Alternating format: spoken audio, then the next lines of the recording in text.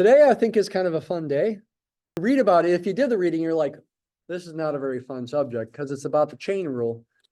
But it's kind of fun situations to think about. And let's think about it in the context of an example. Let's say we've got the function z equals f of xy equals x squared plus y cubed minus 3y. Let's think about this function, starting with the ways we know how already. Purely symbolically, then we'll use Mathematica to try to visualize it. So what do we know so far? We know how to take derivatives, first derivatives. For sake of time, I won't bother putting the xy necessarily. So the first derivative with respect to x is simple, that's 2x. First derivative with respect to y is 3y squared minus 3. That does result in a gradient vector, del f or nabla f or df, whatever you want to say, that has components 2x, 3y squared minus 3. From this, I can calculate directional derivatives. Let's go ahead and do an example. Say I want to go from p equals 1, 1 to q equals 3, 2. I want to calculate the directional derivative in that direction at p. The displacement vector from p to q is effectively q minus p. I'm kind of abusing notation there a little bit and treating q and p as vectors and writing that, but I hope you think of it as not a big deal. 3, 2 minus 1, 2, which is 2, 1. As a vector, I'll put pointy brackets. P and Q are points, and so I'm subtracting the points to get the vector. You know, again, the distinction between points and vectors is a little bit loose sometimes. The corresponding unit vector in the same direction is going to be v divided by its length. Its length is going to be the square root of 5, right? 2 squared plus 1 squared. Which you could bring into both components, 2 over square root of 5, comma 1 over square root of 5. And then you could write the directional derivative in the direction of u at the point P is, the calculational technique is to find the gradient of f at P and dot it with u. Question? Yeah, wouldn't the vector be 2, 0? Thank you, 2, 0. I thought I saw confused faces. Well, okay. I wanted it to be higher though. Why did I do that? Let's make this be 3, 3. Sorry. Let's change that to a 3. Change this back to 2, 1. And let's let u be the same thing it was. Sorry. Okay. The gradient of f at the point P. Point P is 1, 2. Dotted it with u. Plug in the point numbers into the gradient vector. 2 times 1 is 2. 3 times 2 squared minus 3 is going to be 12 minus 3 is 9. Do the dot product. Looks like you're going to get 4 plus 9 is 13 over square root of 5. 13 divided by square root of 5 is about 5.81. I didn't test you on directional derivatives besides this, though I hinted that I might. On the next test, how can you go further? You could also ask questions like, and this comes up on the assignment due Monday, in what direction is the directional derivative maximized? Let's remind you, I talked about this on Monday, of how that goes. The dot product gives you the directional derivative, but that could also be thought about geometrically like this. But u is a unit vector, so that's 1. So the directional derivative is the same as the magnitude of the gradient vector at the point times the cosine of the angle between what? What two vectors is that angle between? It's between the gradient vector. Here's the point P and u. That's where the angle is. And therefore, that directional derivative value is maximized when the cosine of theta is as big as possible, which is 1. And the cosine of theta is going to be as big as possible when the angle between the gradient vector and u is 0. Cosine of 0 is 1. The directional derivative is always maximized in the direction of the gradient vectors. And this applies for 2-dimensional problems and 3-dimensional problems. If you had a function of 3 variables and a 3-dimensional gradient vector, and you evaluate the directional derivative at a point, it's still maximized in the direction of the gradient vector. So if the problem says in what direction is the directional derivative maximized, you just write down the gradient vector. That's the answer. If you want the actual maximum possible value of the directional derivative, that's the magnitude of the gradient vector, because that's when the cosine of theta is 1. In this example, what is the magnitude of the gradient vector? Its magnitude is the magnitude of the vector 2, 9, square root of 85. Maximum directional derivative value. A little bit bigger than 9. For our unit vector u, we got a directional derivative of about 5.81. If we made u in the same direction as the gradient vector, then the directional derivative would be square root of 85. A little bit bigger than 9. You'll also see in the book questions like what direction is the directional derivative minimized? It's in the opposite direction as the gradient vector, the negative of the gradient vector. That's the answer. And what is that minimum value? Or the maximum negative value, you might say? It would be the negative of the magnitude of the gradient vector, negative square root of 85. The directional derivative at the point, the gradient vector at the point, also is orthogonal, normal to the level curve at that point. Orthogonal and normal both are alternative words for perpendicular. Let's see it here. Let's start visualizing this example. So there's my f.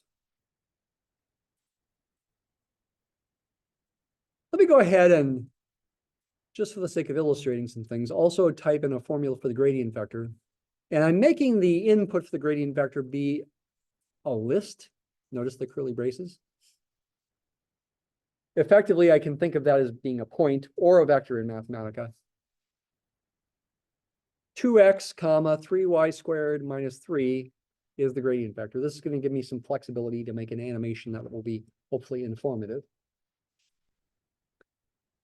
To try to understand what's going on in the example we just did, probably the best thing to do is to make, well, I'm going to show some things, a contour plot of the function.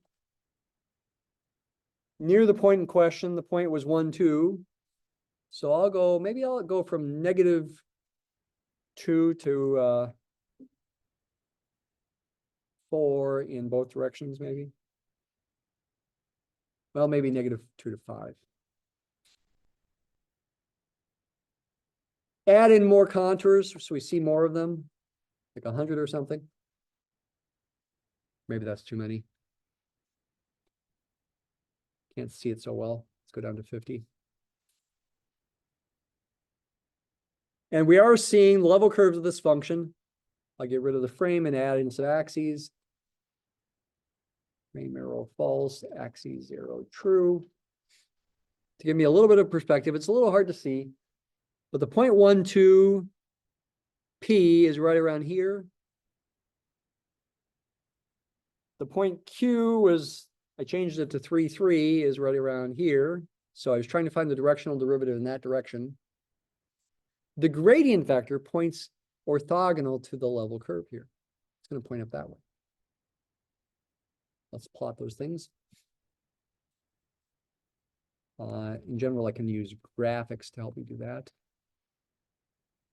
What am I after? I'm after plotting maybe some points, P and Q maybe. Red point size 0.03. We'll make it kind of big. Point maybe I should define P and Q. P is 1, 2, Q is 3, 3. Can plot the points P and Q like this probably. Thought that would work. Did I enter the, I forgot to enter that. There they are. There's P and Q. I can also plot the unit vector U that I used. 2 over square root of 5, comma 1 over square root of 5. I can plot that with arrow.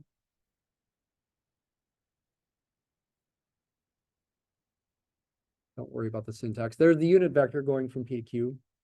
It's not long enough to go all the way to the Q. V goes all the way to Q. A little thicker. Okay. There's U. Where's the gradient vector?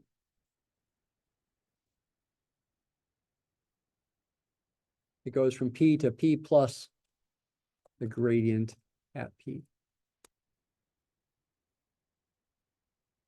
Kind of long. Goes off the frame here. What were its components? 2, 9. Yeah, that's why it's going off the frame. I could make it say 3 times shorter by dividing by 3. The actual gradient vector is 3 times longer than what you see there. Do notice though that that pink vector, that magenta vector, is orthogonal to the normal curve, to the level curve at that point. Perpendicular there. It's pointing in the direction that the function increases fastest at that point. Notice it is going from dark to light. I could also give myself flexibility to move things around in an animation. Manipulate can make animations. What I'd like to do is I'd like to allow myself to move the point P around. Let's clear P and Q. Erase them from memory. I'm not going to plot Q. I'm also not going to plot the unit vector from P to Q. But I will plot the point that I start at and the gradient vector divided by 3 at least. And oh, this is a little tricky. I have to look up a command. There's a command called locator that'll allow me to move the point around using the mouse. I forget the syntax though, so I got to look it up. That's the kind of syntax I want right there. I got to copy and paste that.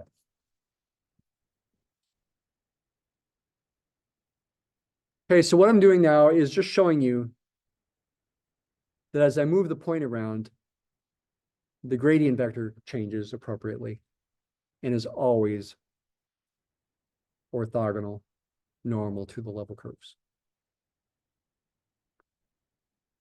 So illustrating points that I've already emphasized, what's something new that we can do today? Something new we can do is imagine traveling around that plane and trying to understand how the function changes as I travel around that plane along, not necessarily straight lines, though they could be straight lines, but say curves. We'll do a static diagram.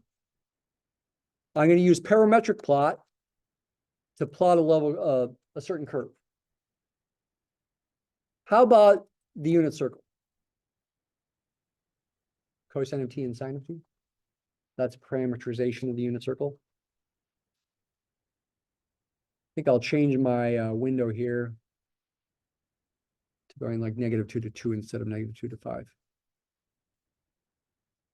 Oh, it's a little bit more interesting there, it looks like, than it was before. Looks like there's a minimum value, maybe, when x is 0 and y is 1. Is that a critical point? Is that a place where the derivatives are 0? Yeah, it is actually. And also, this is not a minimum value there, but at -1, at 0, -1, it looks like there's also a critical value. This is going to be our main topic next Monday.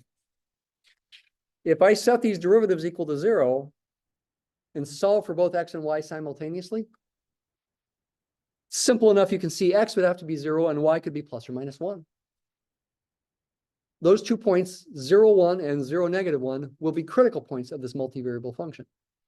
And it looks like from the picture, because it's dark up at the top, at 0, 1, that's probably a minimum value. Remember, darker shading corresponds to lower values. It's not dark or light right there. It's sort of in between. Gets darker as you move away, up or down, gets lighter as you move away, left or right. That point is a critical point, but it's actually not a max or a min. It's called a saddle point. And if you imagine this graph three-dimensionally as a surface, it'd be like you could sit on the saddle. That's why it's called a saddle point. Your legs would go up and down because that's where the graph goes lower. Anyway, for today's topic, though, with this circle, I might wonder, how does the function change in value along the circle? Same function,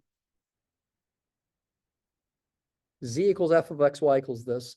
But now I'm saying let x and y depend on t. I'm traveling around the unit circle.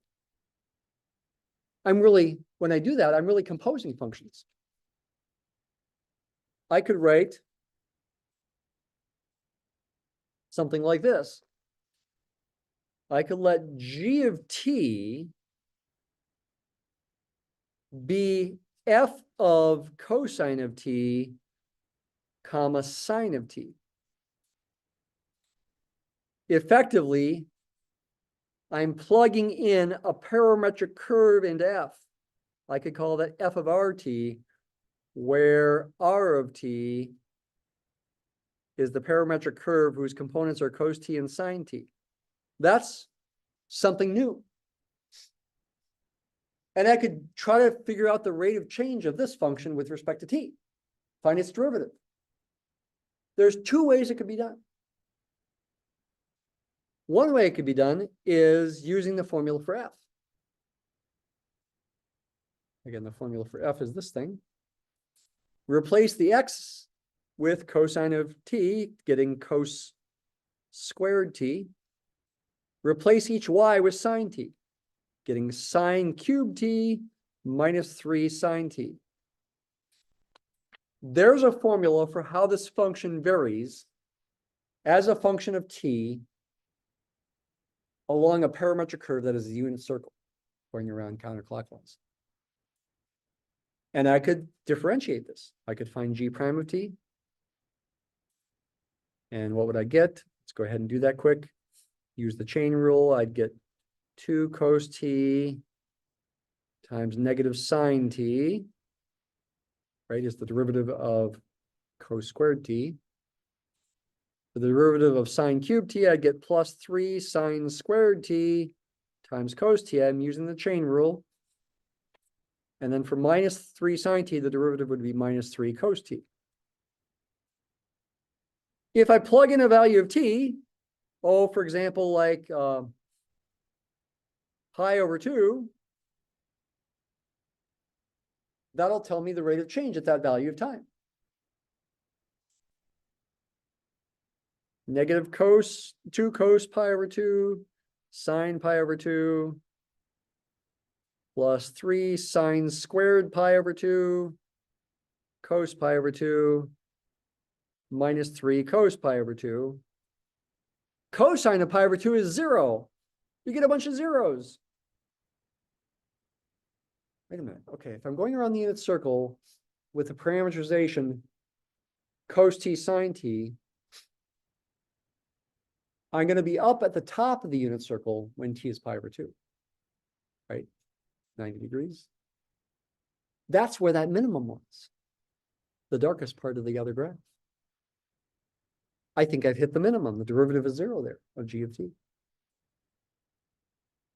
Yeah, I have. I said there was another way to figure out this derivative. The other way is to use the multivariable calculus chain rule. I use the chain rule, the ordinary calculus chain rule here. There's a multivariable version. And I always remember how to come up with the formula for the multivariable version by making, well, you could call it a tree diagram. The ultimate dependent variable z, put at the top of the diagram. Z depends on both x and y, put those under z with these lines. But then x and y both depend on t. In this diagram, once you've written all the variables with all these lines connecting, showing the dependence relationships, z depends on both x and y both depend on t. So ultimately, z depends on t. Along the line segments, write the appropriate derivative. From z down to x, write the derivative of z with respect to x. It's a partial derivative. From z down to y, write the partial derivative of z with respect to y. From x down to t, write the derivative of x with respect to t, but x is not a multivariable function of t. It's a single variable function of t. Write an ordinary d for clarity. Same kind of thing here. What the multivariable calculus chain rule says then in this context is that the derivative of z with respect to t, which is g prime of t for our example, is the sum of the products that you get along each path through the diagram from the top to the bottom. There's two paths you can take, this path and this path. Multiply the derivatives along the paths and then add the results. dz dx gets multiplied by dx dt. dz dy gets multiplied by dy dt. Add the results.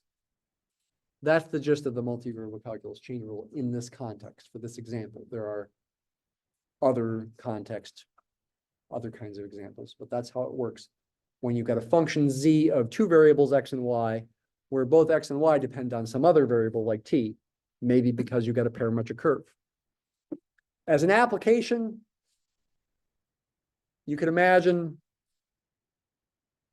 the level curves are showing topography. Where it's dark, it's like a valley, a bowl. Where it's lighter, that's where you're going up a mountain, say. You're traveling along the circle as you travel along the changing terrain. You're traveling here down toward this bowl and then back out of it. dz dt is measuring your rate of change with respect to t, rate of change of elevation with respect to time. So how would that work out with this example? Once again, for this function, dz dx would be 2x. Partial of f with respect to x. dx dt is the derivative of cosine. Right? X was cosine of t. Negative sine t. dz dy is this 3y squared minus 3. And dy dt was the derivative of sine, that's cosine of t. This looks a little weird. We've written dz dt or g prime of t as an expression that involves not just t, but also x and y. But remember, x and y themselves depend on t. I could replace the x there with cos t and replace the y here with sine t. And what I get when I do that, I would get this exact same thing right there. It is giving the same answer, just looks different. As far as evaluating this, finding g prime of pi over 2 again, in other words, dz dt at pi over 2, you do need to plug in t equals pi over 2, but you also need to plug in the coordinates of x and y at that moment in time along the parametric curve, which was the point 0, 1, top of the circle. So I plug in x equals 0, or y equals 1, t equals pi over 2. I get 2 times 0 times negative sine of pi over 2 plus, in parentheses, 3 times 1 squared minus 3 times cosine of pi over 2, still giving me 0 plus 0 equals 0. But in general, you don't have to get 0. You could get something else. Let's do other examples. I could actually use this notation in Mathematica. I think this will work still. I could write x of t is cos t, y of t is sine t, and I could say g of t, like I did by hand, is f of x of t, y of t. I can find g prime of t, the exact same thing that I got by hand. If I evaluated at pi over 2, I got 0. If I evaluated somewhere else, like for example pi over 4, I might get something non-zero. At pi over 4, would I get a positive or a negative answer? Look at the graph. At pi over 4 is 45 degrees. I'd be right there. I'm traveling counterclockwise. My velocity vector, so to speak, x prime comma y prime, points this direction.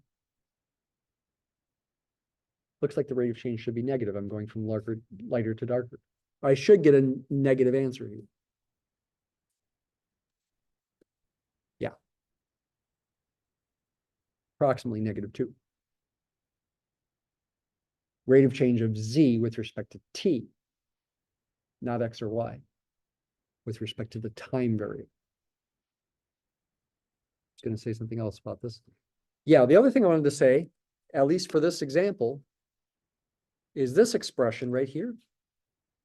Notice it is a sum of products. That should feel familiar. We do that kind of thing with dot products, right? This is the dot product of two vectors, dz dx, dz dy, with dx dt, dy dt, and that is the gradient of f dotted with the velocity vector of the parametric curve. I wrote v. I could have written r prime. I suppress the t's. Everything depends on t. So another way to write the derivative of z with respect to t in this context for this kind of example is as a dot product. And that could help you interpret it geometrically, because you could think of that as the magnitude of the gradient vector times the magnitude of v times the cosine of the angle between them. But this case, v is not necessarily a unit vector like it is with directional derivatives. It could be a non-unit vector reflecting the fact that you might have a velocity along the curve that's not 1. V is a velocity vector. The velocity that you're traveling at does affect the rate of change of z with respect to t. If you're going around that circle faster, z is going to change faster. dz dt is going to be different. There are other contexts for the chain rule in multivariable calculus. One of which is applying it with polar coordinates. Conversion equations from polar coordinates to rectangular is that x equals r cos theta, y equals r sine theta. What if we have our same function z equals f of xy, same function here, x squared plus y cubed minus 3y, and instead of replacing x and y with functions of t, representing a parametric curve, we replace x and y with their polar coordinates, r and theta. R representing the distance to the origin, theta representing the angle that the ray from the origin through the point makes with the positive x-axis. R represents the distance to the origin. In the first quadrant, at least, there's r, there's theta. Could I find the derivative of z with respect to r and theta? Is the question. Yeah. Once again, there's two ways to do it. You can replace x with r cos theta and y with r sine theta. We could write z equals g of r theta.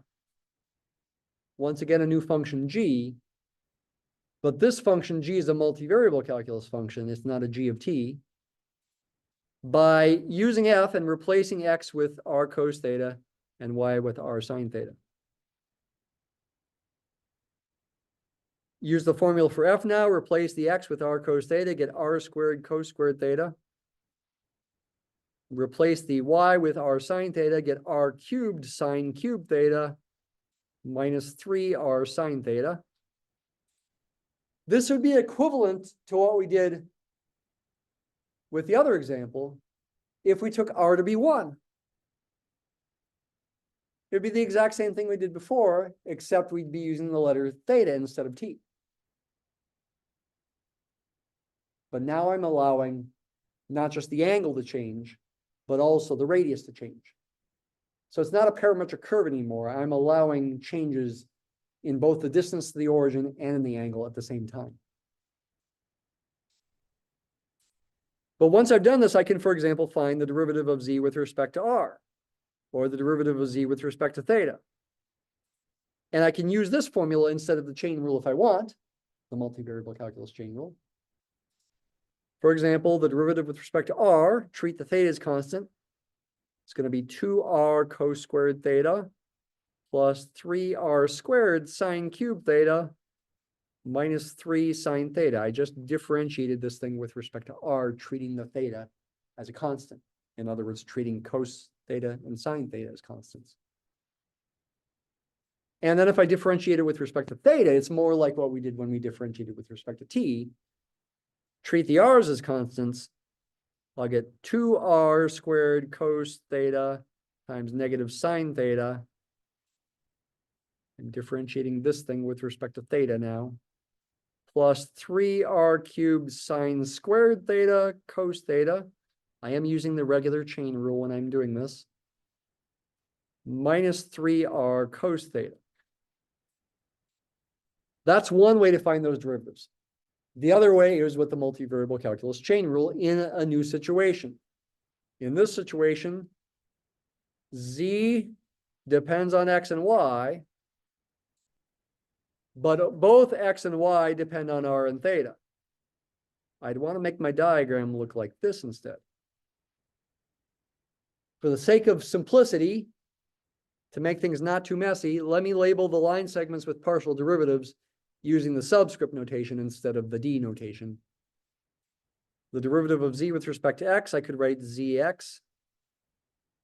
The derivative of z with respect to y, I could write zy. X with respect to r, I could write x sub r. With respect to theta, I could write x sub theta. Y with respect to r would be y sub r. And with respect to theta would be y sub theta. It's already kind of messy. This x theta goes with this line here. The y r goes with that line.